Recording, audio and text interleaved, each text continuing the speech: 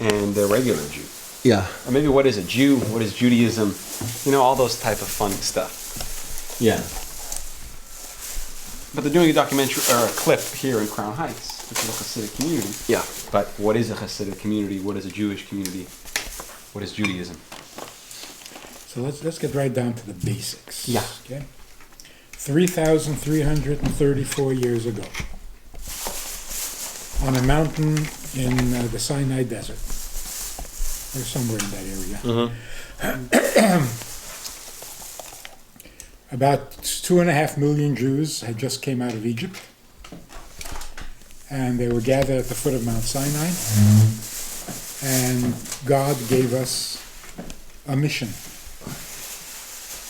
10 Commandments engraved in stone, the famous 10 Commandments, and the rest of the instructions for the 613 commandments that a Jew is obligated to do. And this is forever. Since then, we've had a very difficult and rather unpredictable history. But no matter where we were, no matter what time, no matter what place, we stuck to our mission.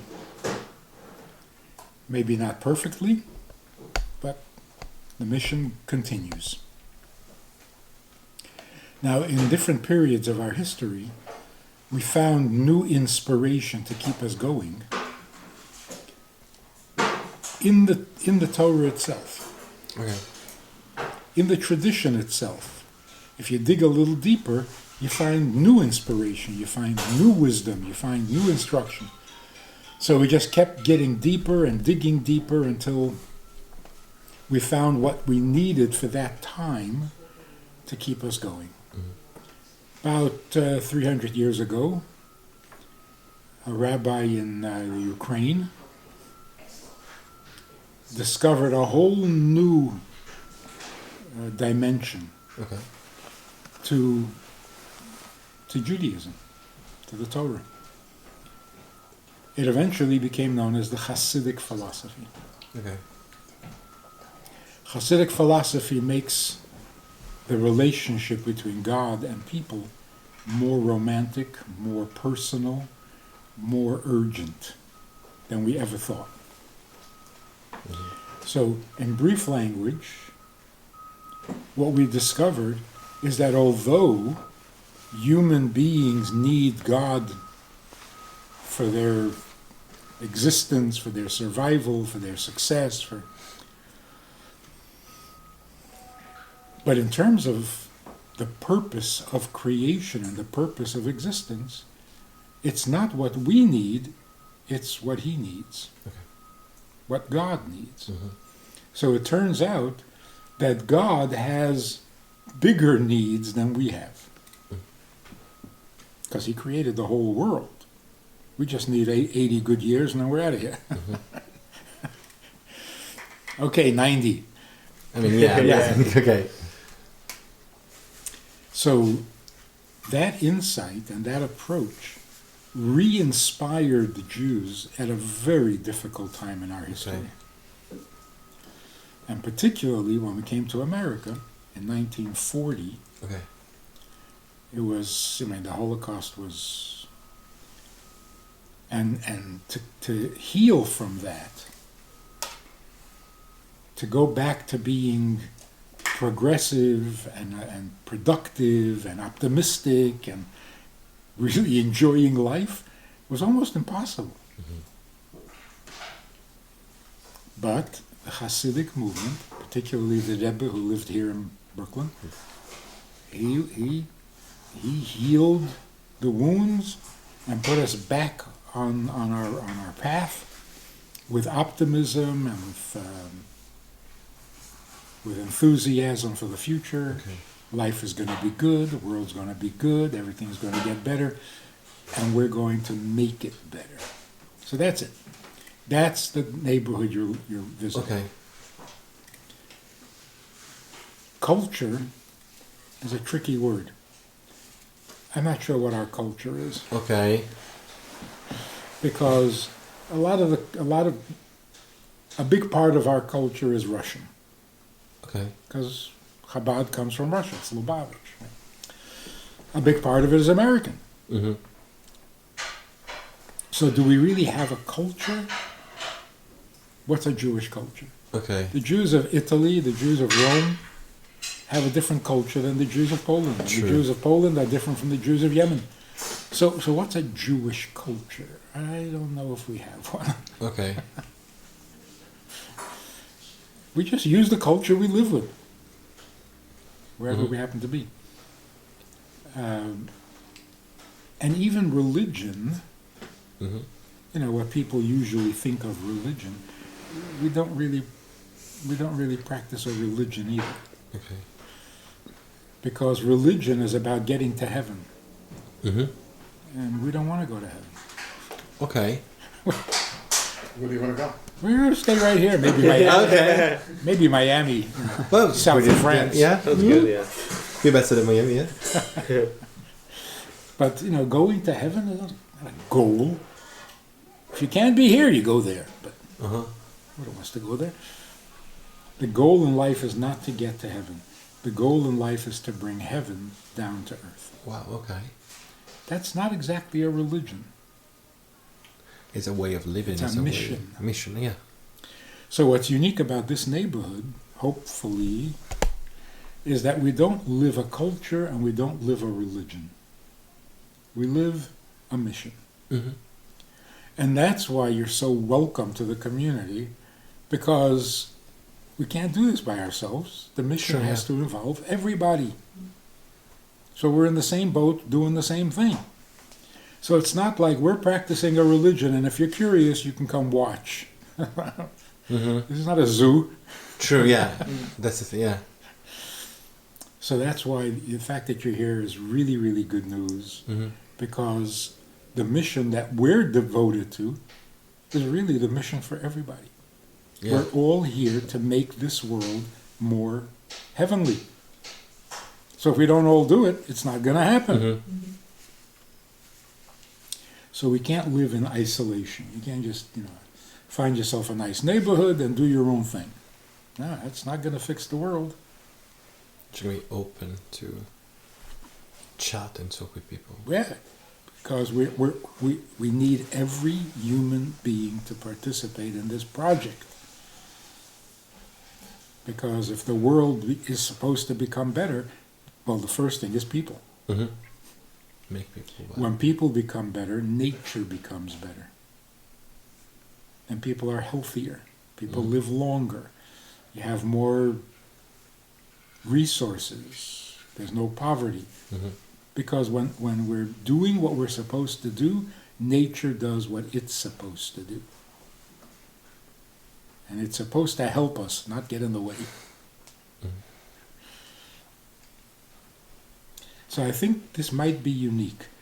I don't know any other community, as a community, and of course there are individuals, great people, Sure. but as a community, a whole community that lives its life daily Mm-hmm. based on a mission. Mm-hmm. Not personal ambition, not a religion, not a culture, not a tradition, a mission.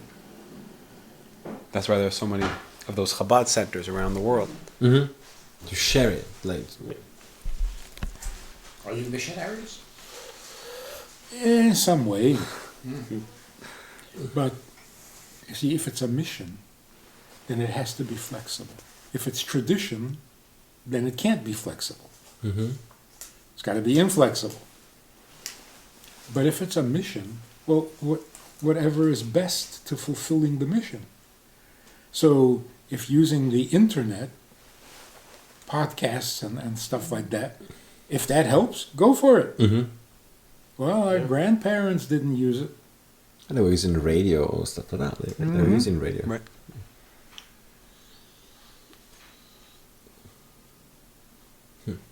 So that is really Cool. what is Yeah. so, That's the Yeah. foundation. what's different That's the about base this of neighborhood. Mm-hmm. Everything else is pretty bad. So what about people that have a platform? What should they be promoting? What should they try to, you know? You guys are in the same business. Yeah, almost, we are. basically. Yeah, we do like to talk. Right. We do like that's our business. Like talking with like different people. Yeah. So, On YouTube for it. so what's exciting, good news, people really are interested. They are. Yeah. For 100 years, people thought entertainment has to be silly, dramatic, violent, sexual. Otherwise, people are not interested. They don't want to hear lectures and they don't want to hear deep thoughts. They just want entertainment. It's not true. It's not true. When you have something to say, people listen. Mm-hmm. That's true. And more now, I think, because of COVID. People are more thoughtful. Mm-hmm. And the old entertainment is getting really boring. And nasty. Political, selfish. It's not. Today, if you want to be popular, you have to say something meaningful. You have to give people hope. You have to give them a reason to wake up in the morning, a reason to not kill themselves. I mean, this is serious stuff.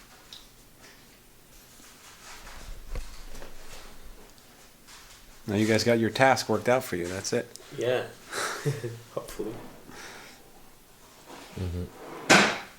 Don't gotta do it together. Yeah. Yeah. A little bit about How? Yeah. yeah, you- how. Why is marriage? Maybe this is just something that I feel like we might be missing. Why marriage is such an important part of this community or life in general?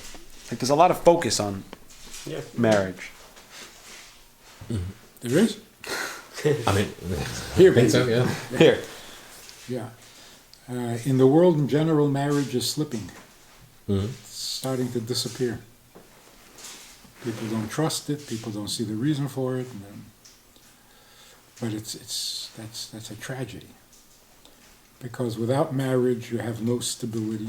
Mm-hmm. Without stability, you have no society. And without society, You got cows. Yeah. so historically, very, very powerful nations, very powerful countries became extinct. Not because somebody killed them, but because they stopped getting married. Mm. Or even if you were married, you stopped having children. Mm-hmm. So it's like a national suicide. Mm-hmm. We're just not going to have children, so 10 years, 40 years, you're gone. You just don't exist anymore. So anything that disturbs the family system is a threat to our survival. Mm-hmm. You can't live any other way. But nobody teaches us. Nobody tells us what marriage is, how it's supposed to work, why it's so important. It's a neglected subject. You're expected to get married, but nobody will tell you anything about it. Mm-hmm. You find somebody, you fall in love, you get married. It's a disaster. So if we rethink it and try to make sense of it, if you fall in love with someone, don't marry her. Because what do you want? You already love her? That's as good as it gets, right? So don't mess it up. Why are you marrying if you already love each other?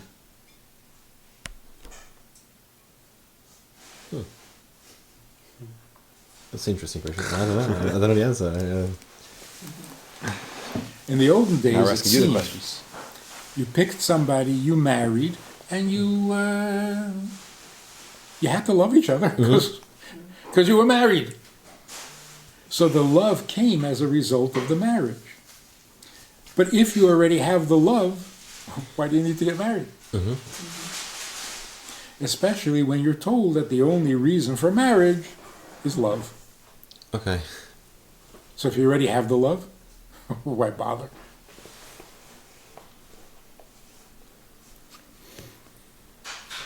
So to understand what marriage really is, Doesn't it sound a little bit weird that you find one person in your entire life who you're going to really love? One person? Mm-hmm. That's it? That's as much as you can love in a lifetime is one person? That doesn't sound right at all. Mm-hmm.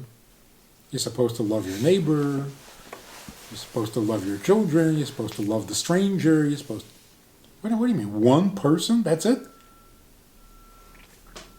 And that's why it becomes so ridiculous. If a husband says to his wife, I love my friend, I love my secretary, that's it. It's a crisis. No, you can only love me. What a sick way to live.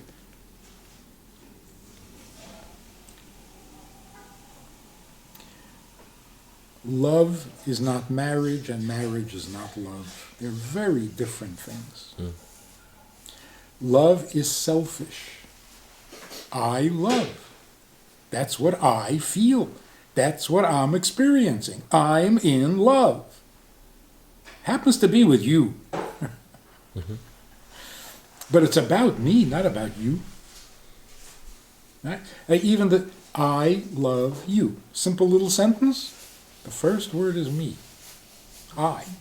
The last word is you. So it's a very selfish thing. It's a nice thing, but a very selfish thing. Marriage is the opposite. Marriage means I'm devoting myself to your life. If I love you, it's going to get in the way. If I love you, I'm entertaining myself. I'm putting myself first. If I marry you, I'm putting you first. Well, come on. Which one is it? So a very simple example. If I want to marry someone for her money, everybody would say, oh, that's not nice. Mm. Why? Nothing wrong with money. And she has money. So what's wrong with marrying her for her money? What's wrong is that it's all fake. Mm-hmm. I don't want to marry you for the money. I just want the money. So if I say, I want to marry you for your money, I'm actually saying, I want your money. I don't really want you. You're the obstacle. I just want to get to your money, but you're not going to let me, right? Mm-hmm. Unless I marry you. Okay, I'll marry you. It's so insulting. And that's why, if the money disappears, what's left? Nothing. Nothing. There was nothing else. Isn't love the same thing? I'm marrying you because I want your love. What happens if the love disappears?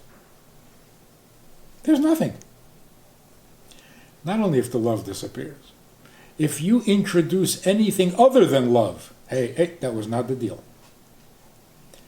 I married you that you should give me your love, not your opinion. I don't want to hear your opinion. I don't want to hear your problems. I don't want to hear your moods. I don't want to hear your tastes. Just the love. Everything else, just shut up. Was that a marriage?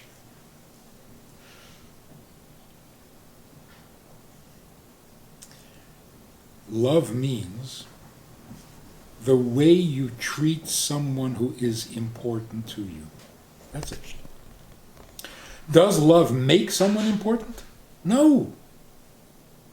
When I love you, you're the most important person in the world. If I stop loving you, you're garbage. Mm-hmm. How arrogant can you get? That's nasty. Mm-hmm. Love means the right way of treating someone who is important to your life. If someone is important, you should love them.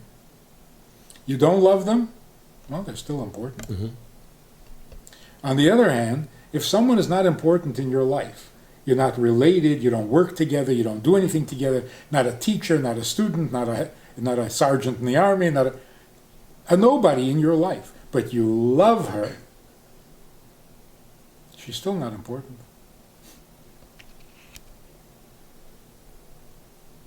So the brother you hate is still more important than the dog you love.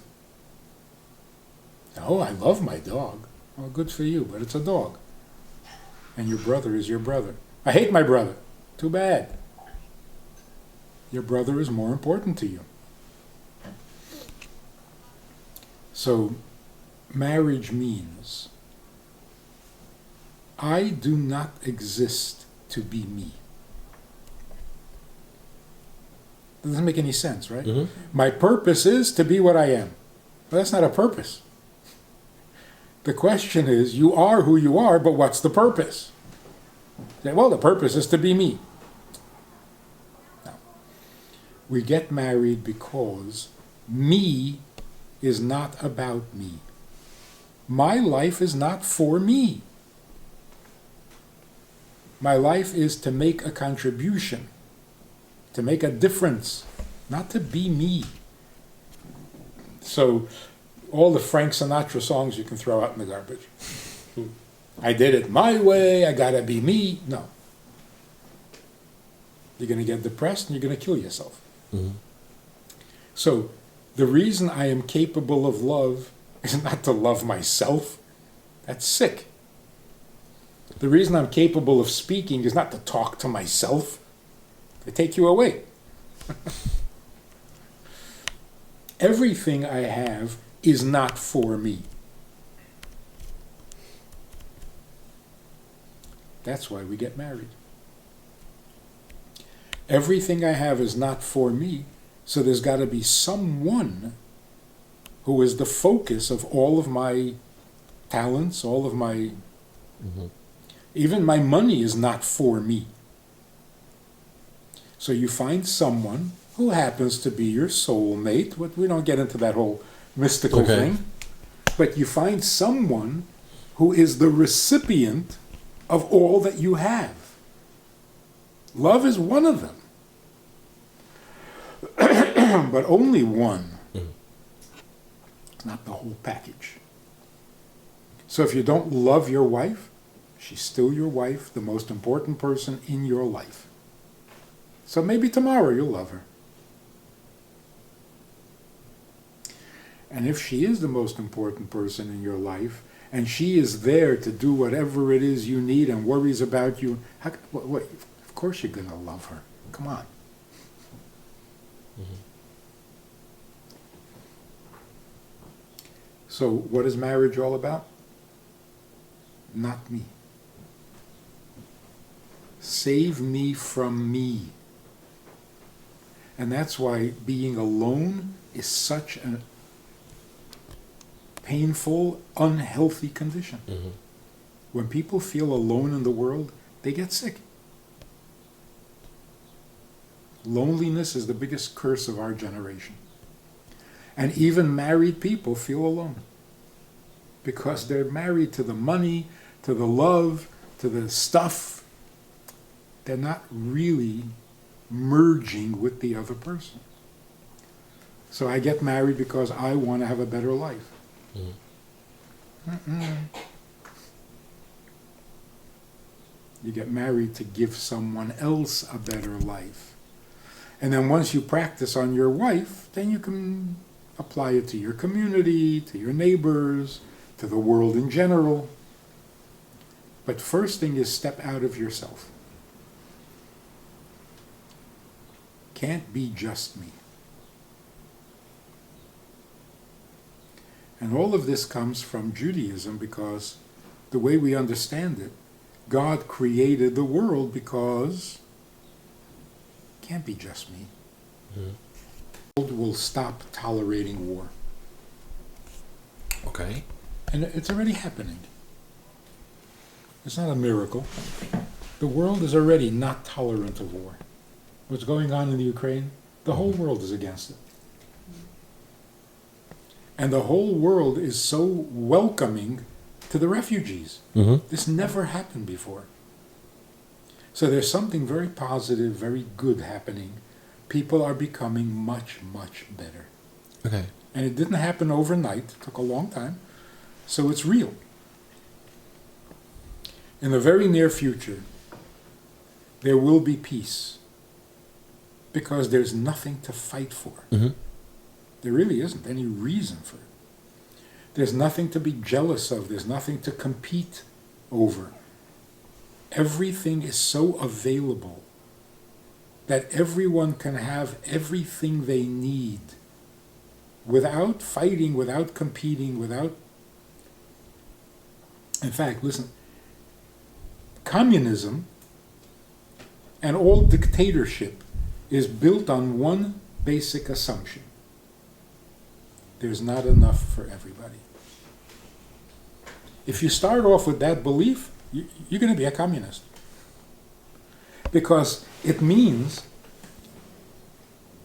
we have to find a way of sharing the limited supplies in an equal fashion, in a fair, because some people are going to take it all and others are going to starve. So somebody decides, I'll be in charge. And I'll make sure that everybody gets. And the result is nobody gets because they take it all themselves. That's it, that's communism. And this happens over and over because we keep thinking there's not enough. There's only $10, who's going to get the $10?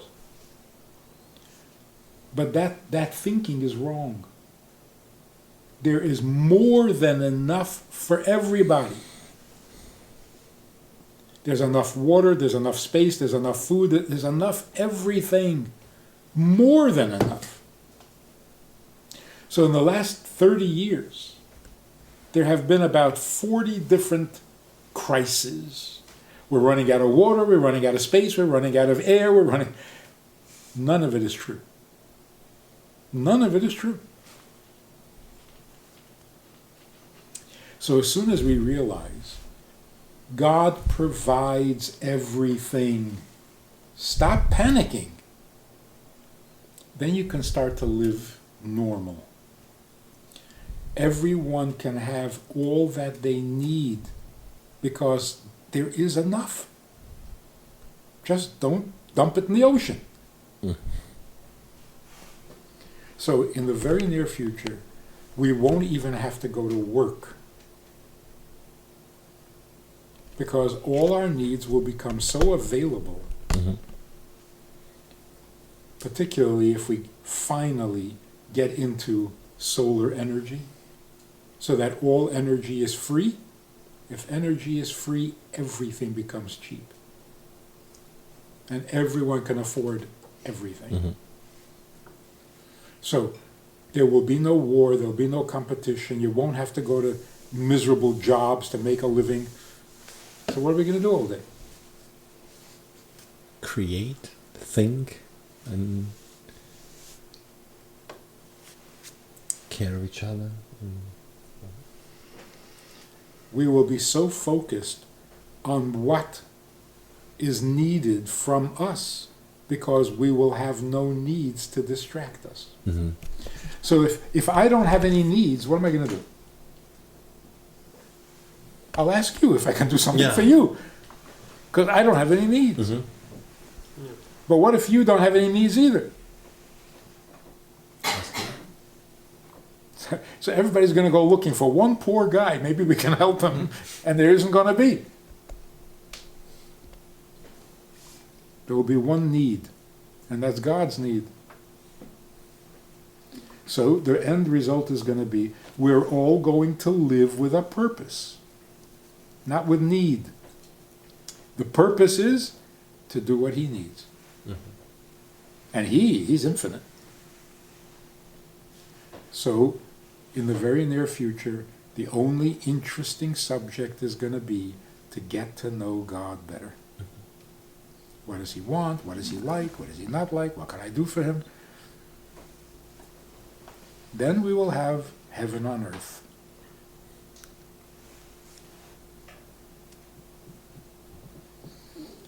And religion can disappear.